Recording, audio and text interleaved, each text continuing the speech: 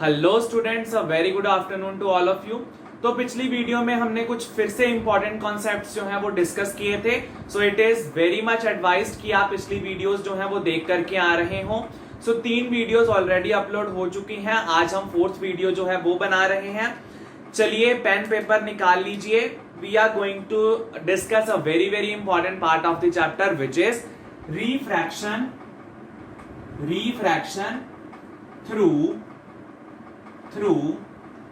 अ glass slab. एक glass slab के बीच में से रिफ्रैक्शन किस हिसाब से होती है, हमने वो चीज डिस्कस करनी है। How is this refraction occurring through a glass. Rectangular glass slab के बारे में बात करेंगे भाई। यहां पर the shape will be rectangular. ठीक है जी, ये हमने साइड्स को नाम दे देंगे A B C and D. ठीक है जी।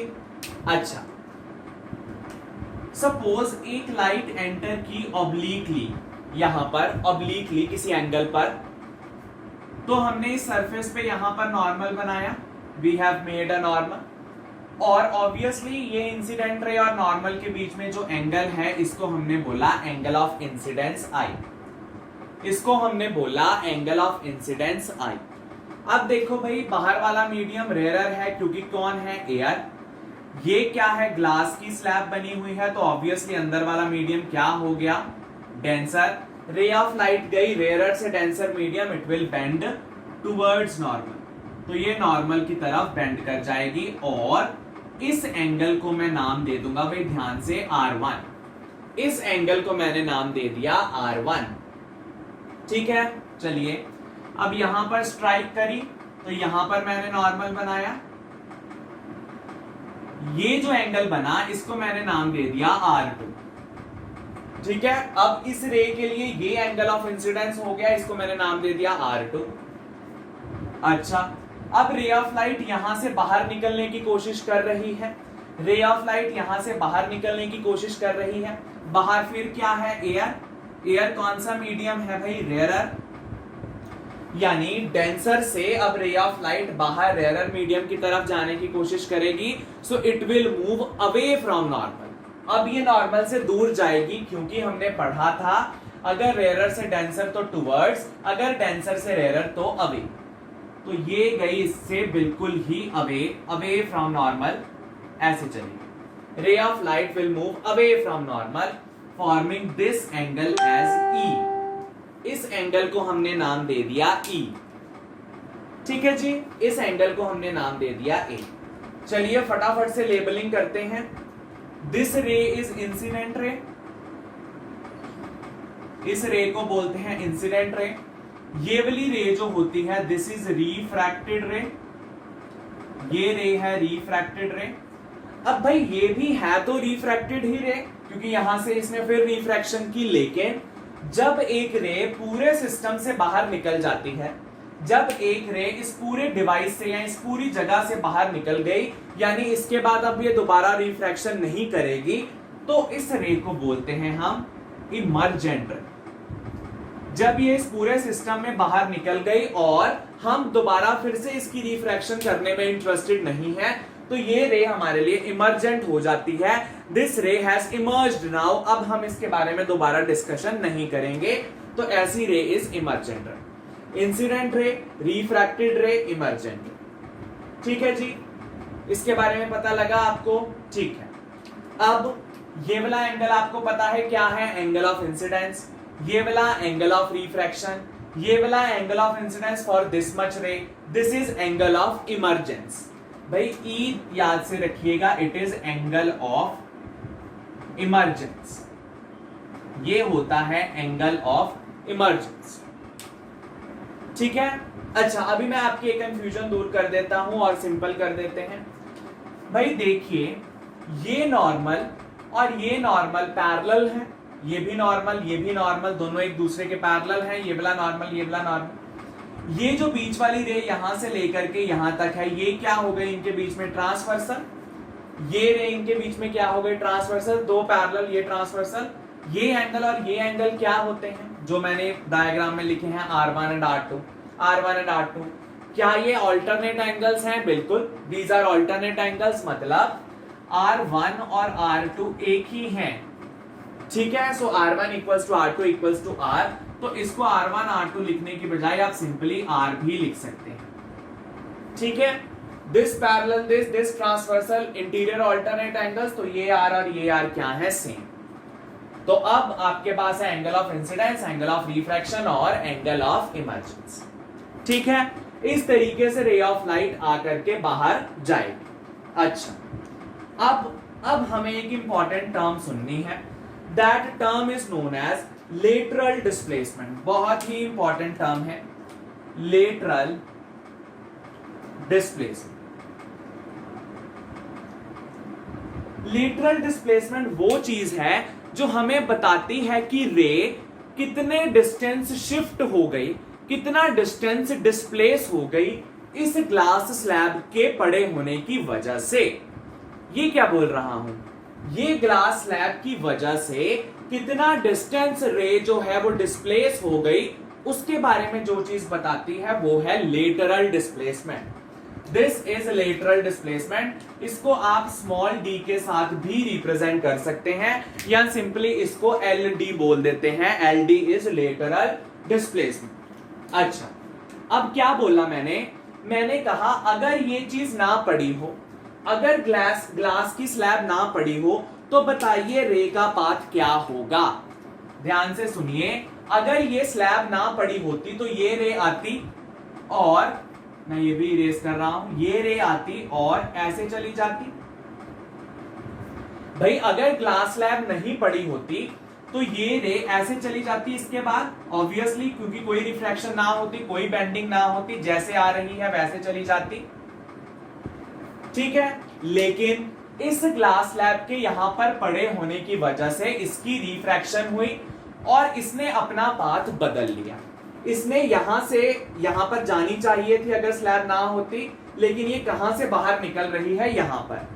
तो इन दोनों के बीच में जो परपेंडिकुलर डिस्टेंस है इस रे में और इस रे में, इमर्जेंट रे में और इस रे में जो परपेंडिकुलर डिस्टेंस है, मतलब ऐसे वाला डिस्टेंस, जो परपेंडिकुलर डिस्टेंस है इन दोनों के बीच में, इस डिस्टेंस को हम बोलते हैं लेटरल डिस्प्लेसमेंट। इसको बोलते हैं हम लेटरल डिस्प्लेसमेंट। तो लिखेंगे कैसे? What is lateral displacement? It is the perpendicular distance between, किस किस के बीच में है भाई? इमर्जेंट रे एंड, भाई ये इंसिडेंट रे नहीं है, हमने जानबूझ के प्रोड्यूस की है आगे तक, तो लिखेंगे and produced incident ray. So it is the perpendicular distance between emergent रे एंड प्रोड्यूस्ड इंसिडेंट रे, आगे को खींची हुई इंसिडेंट रे, इन दोनों के बीच में जो रिलेशन है इसको हम बोलते हैं, इन दोनों के बीच में जो परपेंडिकुलर डिस्टेंस है उसको बोलते हैं हम लेटरल डिस्प्लेसमेंट। कैसे पता लगा? ग्लास स्लैब ना होती तो सीधे सीधे चली जाती, अब ग्लास स्लैब है तो ये किसी ना किसी एंगल पर शिफ्ट होकर के इससे दूर चली गई। दूर जाना मतलब इसने डिस्प्लेस किया, कितना डिस्प्लेस किया वो क्या बताता है हमें? लेटरल डिस्प्लेसमेंट, ठीक है। So this perpendicular distance is known as lateral displacement, ठीक है जी, ठीक है जी। अच्छा, ठीक है। अब इसकी एक डेरिवेशन भी है कि लेटरल डिस्प्लेसमेंट जो है किन किन फैक्टर्स पे डिपेंड करती है, तो हम पहले इसकी डेरिवेशन डिस्कस करेंगे और फिर हम उसके बाद जो है आगे का टॉपिक आपको बताएंगे कि किन किन फैक्टर्स पे जो लेटरल डिस्प्लेसमेंट है वो डिपेंड करती है। Alright, so let me erase some portion of the board and then will discuss the derivation regarding the lateral displacement. Alright student, let us now discuss about the derivation of the lateral displacement. तो भाई मैंने वो diagram जो है इधर करके बना ली so that we can do the derivation over here. तो डिस्कशन वही है, incident ray, angle of incidence, angle of refraction, angle of emergence, और ये क्या है हमारे पास? Lateral displacement. This thing is lateral displacement. इसको हम एक्स के साथ रिप्रेजेंट कर रहे हैं। चलिए this is the thickness of glass slab, this T is the thickness of the glass slab, इतनी थिक है जहां से लाइट को क्रॉस करना है, thickness of the glass slab. अच्छा, अब फॉर आवर सिंप्लिसिटी भाई जितना इन दोनों के बीच यहां डिस्टेंस है उतना ही इन दोनों के बीच में ये डिस्टेंस होगा, ठीक है। तो मैं इसको इन डायग्राम के अंदर ले गया ताकि हम ज्योमेट्री को देख करके हम देख पाए कि इनके बीच में क्या रिलेशन है।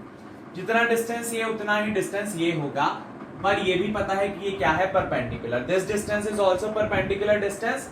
भाई लेटरल डिस्प्लेसमेंट परपेंडिकुलर डिस्टेंस ही तो है, तो ये भी परपेंडिकुलर डिस्टेंस हो गया। तो भाई हमने क्या किया, अब आपने देखिए क्या देखना है, एक ट्रायंगल देखनी है पी क्यू आर, एक ट्रायंगल आपको देखनी है पी क्यू आर वाली, यानी ये वाली। इस ट्रायंगल के बारे में आपको देखना है भाई, ध्यान से सुन लीजिए, ये ट्रायंगल,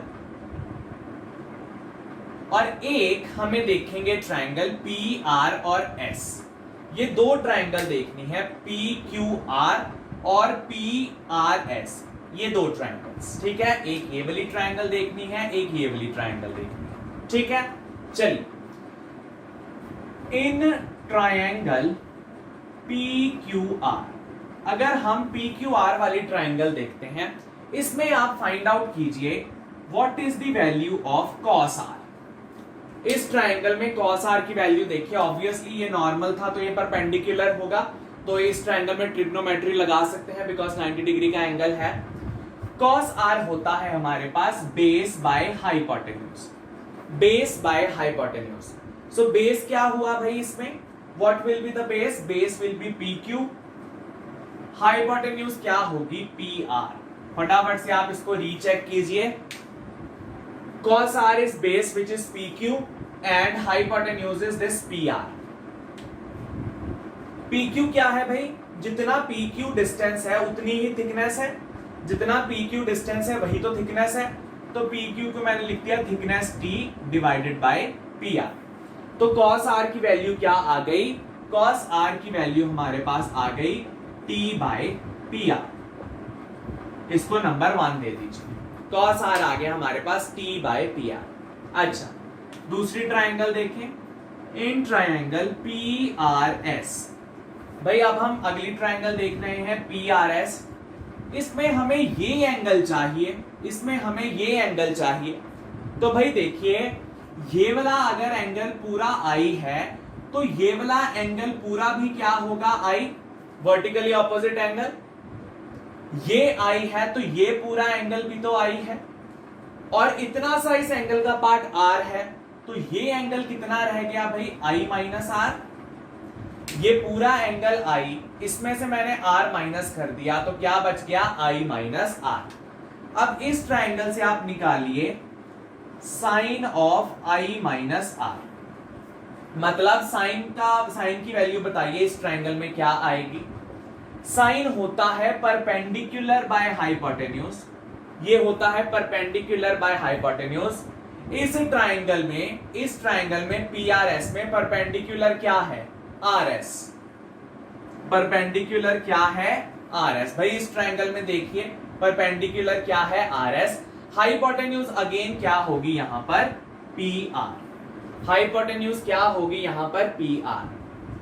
तो ये आ गया हमारे पास sine of I minus r. अच्छा, आर एस क्या है, आर एस इसी के तो बराबर था, जितना ये उतना ही आर एस, और आर एस क्या है, लेटरल डिस्प्लेसमेंट एक्स, तो ये है एक्स बाय पी आर। तो sine of I minus R क्या आ गया, एक्स बाय पी आर। तो भाई इन दोनों इक्वेशन में इसको भी अगर हम नंबर 2 नाम दे दें, इन दो इक्वेशन में कॉमन क्या है, पी आर। तो यहां से पी आर की वैल्यू निकालो, पी आर यहां ले गए, कॉस आर नीचे आ जाएगा। So P R equals to t by cos r, just ये वाली चीज ऊपर ले गए, ऊपर वाली नीचे। यहां पर पी आर की वैल्यू पुट कर दीजिए, तो क्या आ जाएगा भाई हमारे पास, sine of I minus r equals to x by, P R की जगह पे t by cos r, by cos r था तो कॉस आर ऊपर चला गया। ठीक है, हमें किसकी डेरिवेशन करनी थी, लेटरल डिस्प्लेसमेंट एक्स की, तो एक्स को एक साइड पे रख के बाकी सारी चीजें दूसरी साइड पे ले जाइए। एक्स इधर रखा भाई, तो चला गया T into sine of I minus are divided by cos R. भाई उस चीज को आप खुद ब खुद करके देखिए, x equals to t sine r divided by cos r. तो ये हमारे पास फाइनल डेरिवेशन आ गई for lateral displacement x। For lateral displacement x it is equals to t into sine of i minus are divided by cos r. ठीक है जी, sine of i minus are divided by cos are, ये value किसकी आ गई? Lateral displacement x की। ठीक है जी। अच्छा, ये तो हुई हमारी डेरिवेशन। अब इसी जो डेरिवेशन का रिजल्ट है, यही जो डेरिवेशन का रिजल्ट है, इसको देखते हुए, ये जो डेरिवेशन का रिजल्ट है इसको देखते हुए क्या हम फैक्टर्स को लिख सकते हैं? इनको देखते हुए क्या हम फैक्टर्स लिख सकते हैं? कौन से factor? Factors on which lateral displacement depends. So let us now discuss the factors on which the lateral displacement depends. So factors on which lateral displacement depends. तो भाई अभी हमने फॉर्मूला डिस्कस किया x equals to T into sine of i minus R by cos are. ये formula हमने अभी discuss किया। तो इसी को देखते हुए पहला फैक्टर क्या आ गया? Thickness. So with increase in thickness of slab the lateral displacement, जिसको हम x से रिप्रेजेंट करते हैं, द x इंक्रीजेस। ठीक है भाई, t और x डायरेक्टली प्रोपोर्शनल है, तो t के बढ़ने से x भी बढ़ जाता है। अच्छा, फिर आया हमारे पास एंगल ऑफ इंसिडेंस। तो with increase in i which is angle of incidence, x increases. तो भाई जैसे ही i बढ़ेगा साइन ऑफ i की वैल्यू भी बढ़ जाएगी and so is the lateral displacement. Third है हमारे पास रिफ्रैक्टिव इंडेक्स म्यू के बारे में। With increase in, if refractive index mu increases then x also increases. x भी बढ़ जाता है अगर रिफ्रैक्टिव इंडेक्स बढ़ जाएगा तो। वेरी इंपॉर्टेंट पॉइंट, इसको हमें अंदर जाकर के डिटेल में पढ़ना भी है। अब सुनिए, रिफ्रैक्टिव इंडेक्स हमें यह बताता है कि कोई मीडियम कितना ऑप्टिकली डेंस है, और ऑप्टिकली डेंस की जो बात है वो तब करते हैं जब हमें यह जानना होता है कि क्या स्पीड उस मीडियम में बढ़ेगी या कम होगी। अगर कम हो जाएगी तो वो बहुत डेंस है, अगर बढ़ जाएगी तो वो रेयरर मीडियम है। तो रिफ्रैक्टिव इंडेक्स हमें बताता है कि उस मीडियम की डेंसिटी क्या है, क्या उसमें स्पीड बढ़ेगी कि कम होगी। अगर तो स्पीड कम हो रही है तो ऑब्वियसली ये बेंड कर जाता है, अगर स्पीड बढ़ती है तो भी बेंडिंग जो है वो हो जाती है। अच्छा, अब आपके पास दो चीजें हैं, एक का रिफ्रैक्टिव इंडेक्स कम है, एक का रिफ्रैक्टिव इंडेक्स ज्यादा है। रिफ्रैक्टिव इंडेक्स ज्यादा होने का मतलब बेंडिंग भी ज्यादा होगी, रिफ्रैक्टिव इंडेक्स ज्यादा होने का मतलब बेंडिंग भी ज्यादा होगी। अगर वो बेंडिंग ज्यादा हुई तो वो इंसिडेंट रे से दूर जाता जाएगा, वो इंसिडेंट रे के दूर जाता जाएगा, और इंसिडेंट के दूर जाने से डिस्टेंस ऑफ लेटरल डिस्प्लेसमेंट वो भी तो बढ़ जाएगा, distance of the lateral displacement वो भी तो बढ़ जाएगा। भाई देखिए इधर, इसको पिक्टोरियली देखते हैं। ये मेरे पास एक इंसिडेंट रे आई, ये गई, ये ऐसे इमर्ज कर गई, और ये थी इंसिडेंट रे। तो इन दोनों के बीच में ये जो परपेंडिकुलर डिस्टेंस था ये क्या था? x1। ठीक है, अब ये मैंने ले लिया, इसका रिफ्रैक्टिव इंडेक्स कम था, it was having a lesser refractive index. अच्छा, अब इस पर आइए, इसका रिफ्रैक्टिव इंडेक्स μ2 है, मैंने कहा इसका रिफ्रैक्टिव इंडेक्स पहले से ज्यादा है। अच्छा, फिर क्या करेंगे? अब देखो यहां पर बेंडिंग इतनी ज्यादा नहीं हुई, लेकिन इसका रिफ्रैक्टिव इंडेक्स ज्यादा है तो बहुत ज्यादा बेंड कर गई, बहुत ज्यादा इसकी ओर बेंड कर गई, और यहां से ये बाहर निकल गई। अब देखिए ये क्या है? डिस्टेंस हमारे पास x2। भाई ये सोचने से ही आपको पता चल जाएगा ये कम बेंड की, क्योंकि इसका रिफ्रैक्टिव इंडेक्स कम था।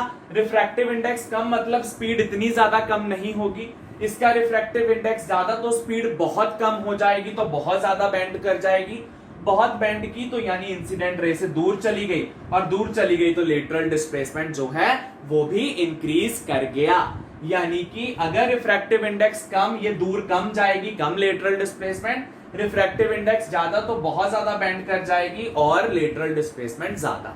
So with increase in refractive index lateral displacement भी इंक्रीज जो है कर जाती है। ऑलराइट, तो ये हमने यहां पर डिस्कस किया। अच्छा, अब एक और चीज है जो हमें यहां डिस्कस करनी है, वो चीज है about the thick plane mirror. वो है image formation regarding thick plane mirror. इसमें क्या होता है भाई, इसमें क्या होता है, हमारे पास सपोज ये मिरर है लेकिन ये थोड़ा थिक है, मतलब ऊपर कोई ऐसी प्लेन सरफेस पड़ी है जिसमें से लाइट रिफ्रैक्ट कर सकती है। अच्छा ठीक है, तो अब हमने क्या किया, सपोज यहां पर हमारा ऑब्जेक्ट पड़ा है और इसकी हम इमेजेस देख रहे हैं। ऑब्वियसली मिरर के पीछे बनती है इमेज, वर्चुअल बनती है, तो वही डिस्कस कर रहे हैं। अच्छा, अब मुझे बताइए, आपने क्लास 9th में रिफ्लेक्शन डिटेल में पढ़ा है, इस ऑब्जेक्ट की अगर हमें इमेज बनानी है, इस ऑब्जेक्ट की अगर हमें इमेज बनानी है तो हमें एटलीस्ट 2 रेस की जरूरत पड़ेगी, हमें एटलीस्ट 2 रेस की जरूरत पड़ेगी। तो ये बात आगे चल के भी आपको काम आएगी, आज सुन लीजिए। सपोज इस ऑब्जेक्ट की मुझे इमेज बनानी है, इस ऑब्जेक्ट की मुझे कहीं पर भी इमेज बनानी है, भले वो रिफ्रैक्शन में हो या रिफ्लेक्शन में हो, तो 2 रेज निकालनी पड़ती हैं। एक रे तो आप किसी एंगल पे निकाल लोगे, ठीक है भाई, दूसरी रे आप कोशिश कीजिएगा नॉर्मली निकले, दूसरी रे सरफेस के नॉर्मली निकले। उससे फायदा क्या होगा, अगर रिफ्रैक्शन कर रहे हैं तो नॉर्मल में जाकर की कोई रिफ्रैक्शन नहीं होती, एज इट इज पास कर जाती है। रिफ्लेक्शन में क्या होता था, वो रिट्रेस कर लेती है अपना पाथ। मतलब ये जो नॉर्मल वाली रे है ये बहुत फायदेमंद है, हमें रिफ्रैक्शन या रिफ्लेक्शन के बारे में इतना सोचना नहीं होता। अगर रिफ्रैक्शन है एज इट इज पास, अगर रिफ्लेक्शन है तो उसी पाथ में उसको वापस भेज दो। मतलब ये case is the simple case. तो 2 रेज अगर दोनों ही आपने रेज किसी एंगल पे निकाल दी तो 2 बारी नॉर्मल बनाएंगे, 2 बारी रिफ्लेक्शन बनाएंगे, तो इससे आपका टास्क मुश्किल हो जाता है।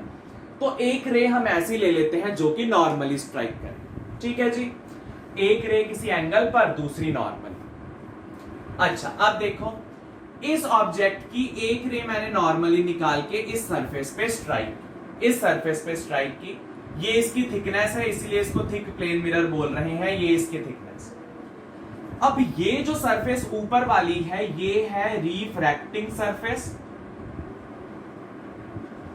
नीचे वाली जो सरफेस है दिस इज रिफ्लेक्टिंग सरफेस। भाई ऊपर वाली है रिफ्रैक्टिंग, नीचे वाली है रिफ्लेक्टिंग सरफेस, ठीक है जी। अब देखिए इस सरफेस से रिफ्रैक्शन होगी, रिफ्रैक्शन का मतलब एज इट इज ये पास हो गई यहां पर, क्यों, क्योंकि नॉर्मली स्ट्राइक कर रही थी इसको, तो एज इट इज पास हो गई। अब इसने स्ट्राइक किया इस मिरर के ऊपर, तो मिरर से ये बैक चली गई, रिट्रेस कर लिया इसने पाथ, रिट्रेस करके वापस यहां पर चली गई, ठीक है। अच्छा, ये पहली रे का हमने ट्रैक किया कि पहली रे नॉर्मली आई, एज इट इज पास कर गई इतने से पोर्शन में, फिर मिरर से स्ट्राइक करके इसने अपना पाथ रिट्रेस कर लिया। अब हम निकाल रहे हैं दूसरी रे, ये किसी एंगल पे निकाली हमने, तो यहां पर इसका नॉर्मल बनेगा। ऑब्वियसली ये थिकनेस है किसी ग्लास का बना हुआ है, तो ये मीडियम रेयर है, अंदर वाला मीडियम क्या है, डेंसर, ये वाला डेंसर, बाहर वाला रेयर, तो ये रेयर से डेंसर आती हुई टुवर्ड्स नॉर्मल बेंड कर गई। अब ये मिरर पर स्ट्राइक की, मिरर पर स्ट्राइक करके ये मिरर के लॉ फॉलो करेगी, यहां पर जो एंगल होगा उतने ही एंगल से ये जाकर के रिफ्लेक्ट कर जाएगी, उतने ही एंगल से ये जाकर के रिफ्लेक्ट कर जाएगी।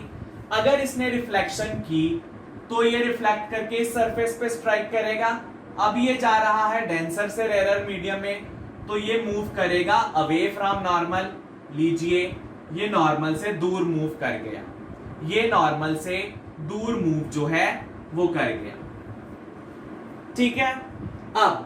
अब जो दूसरी चीज आपको पता करनी है वो ये है, देखिए पहली सरफेस पे जब इसने स्ट्राइक किया तो इसका मोस्ट ऑफ द पोर्शन नीचे चला गया, मोस्ट ऑफ द पोर्शन इसका नीचे चला गया, लेकिन इसका कुछ पोर्शन जो कि मैं एक डिफरेंट कलर से बनाऊंगा, कुछ पोर्शन ये सरफेस क्या कर देती है, रिफ्लेक्ट। भाई रिफ्रैक्टिंग सरफेस भी कभी कभी रिफ्लेक्ट कर देती है, लेकिन ये बहुत ही कम होगा। मोस्ट ऑफ द पोर्शन जो मैंने ब्लैक से बनाया है इसका रिफ्रैक्ट कर गया और बहुत कम क्या कर गया, रिफ्लेक्ट। सिमिलरली मिरर से स्ट्राइक करके ये वापस गया और यहां पर इस तरीके से। अब यहां पर भी वही फिनोमिना होगा, ये रिफ्रैक्टिंग सरफेस है, मोस्ट ऑफ द पोर्शन तो इसने रिफ्रैक्ट कर दिया, लेकिन यहां पर भी कुछ पोर्शन रिफ्लेक्ट होके नीचे आएगा, कुछ पोर्शन रिफ्लेक्ट होकर के नीचे आएगा।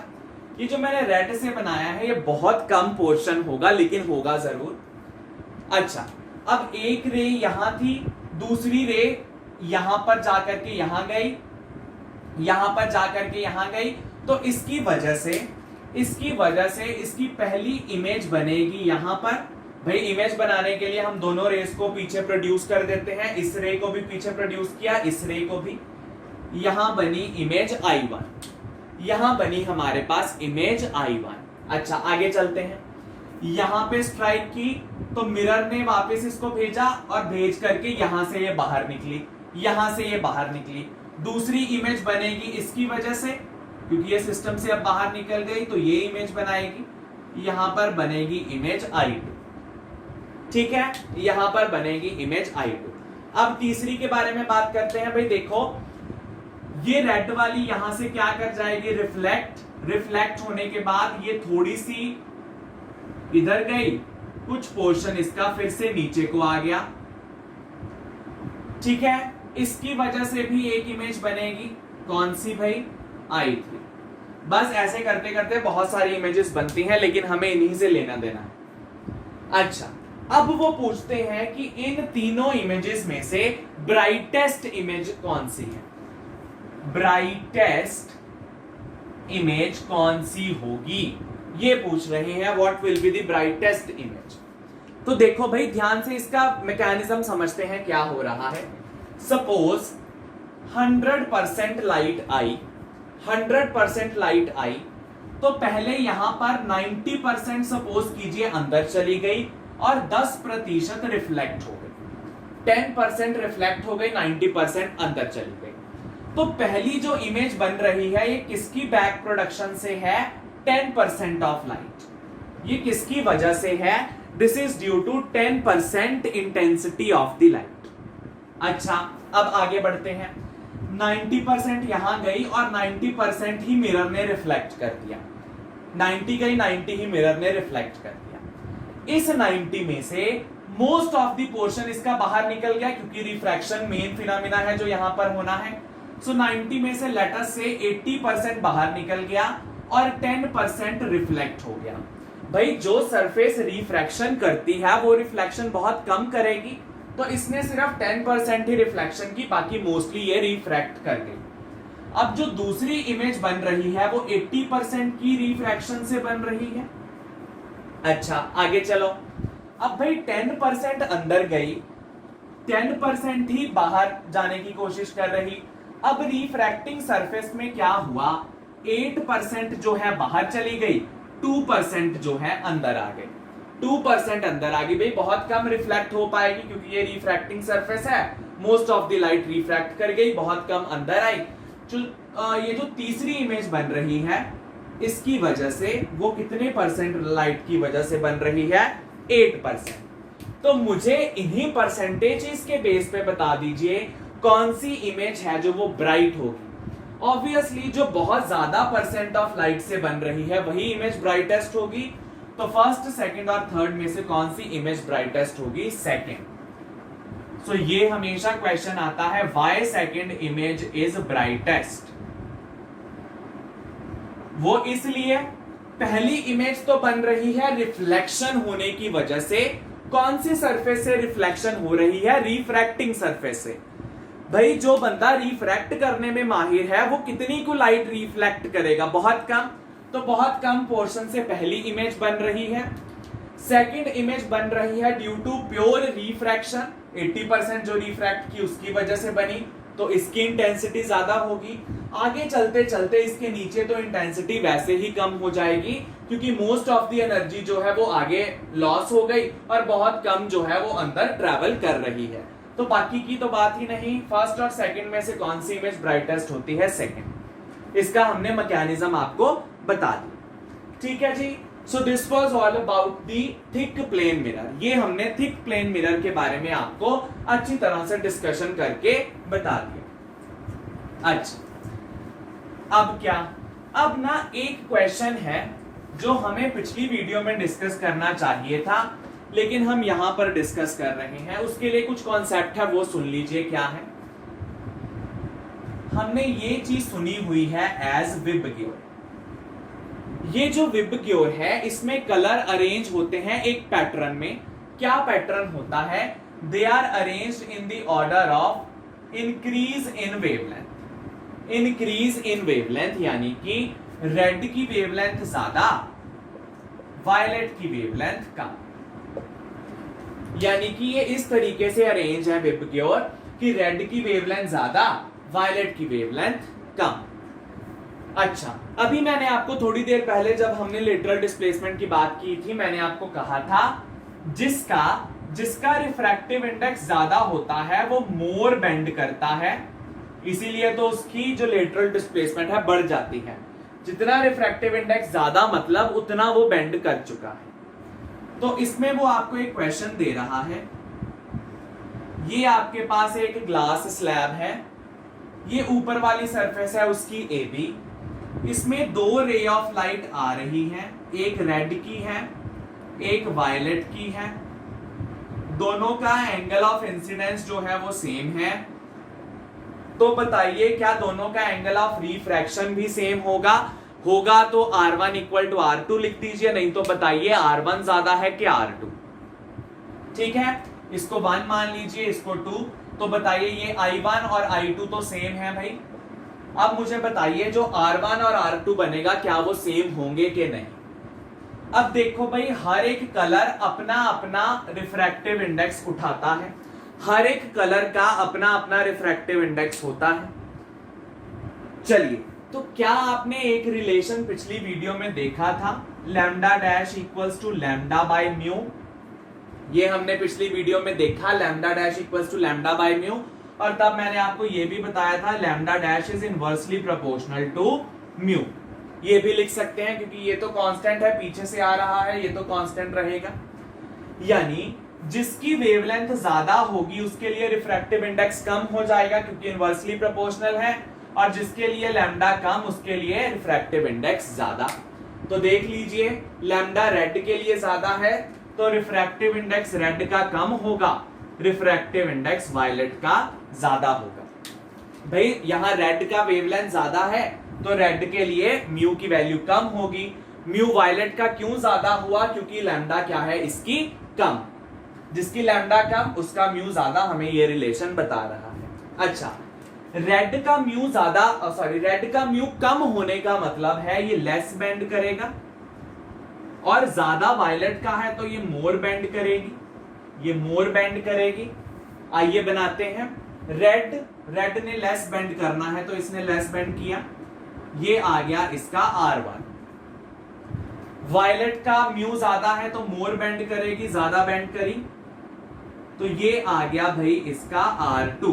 तो आप देख सकते हैं R1 बिगर है, R2 छोटा है। So R1 is greater than R2, या फिर R रेड का ज्यादा है as compare to R of violet. ठीक है, दोनों बराबर नहीं है। एंगल ऑफ इंसिडेंस बराबर हो तब भी R बराबर नहीं होंगे। R रेड के लिए ज्यादा है, R वायलेट के लिए कम, क्योंकि वायलेट ज्यादा बेंड की। क्यों? वायलेट का क्या है? रिफ्रैक्टिव इंडेक्स ज्यादा। क्यों ज्यादा है? क्योंकि इसकी वेवलेंथ क्या है? कम। वायलेट की वेवलेंथ कम, रेड की ज्यादा, तो आपका ये रिजल्ट आ गया। ऑलराइट, बहुत ही अंदर जाकर के डीपली ये चीज अंडरस्टैंड करने वाली थी, वो हमने आपको बता। कलर रिलेटेड भी अब आपको सारी चीजें जो है पता लग जाएंगी। ठीक है जी। So this was all about this part of the chapter. यहां पर आज हमने काफी कुछ पोर्शन जो है कवर किया। रेक्टेंगुलर ग्लास स्लैब कवर की, उसकी डेरिवेशन देखी, फैक्टर्स ऑफ लेटरल डिस्प्लेसमेंट देखे, फिर हमने देखा अबाउट थिक प्लेन मिरर और ये इंपॉर्टेंट न्यूमेरिकल आपके सामने हमने प्रस्तुत किया. This was very important. All right. So this was all about this video. In the next video, we will discuss the prism part of the chapter.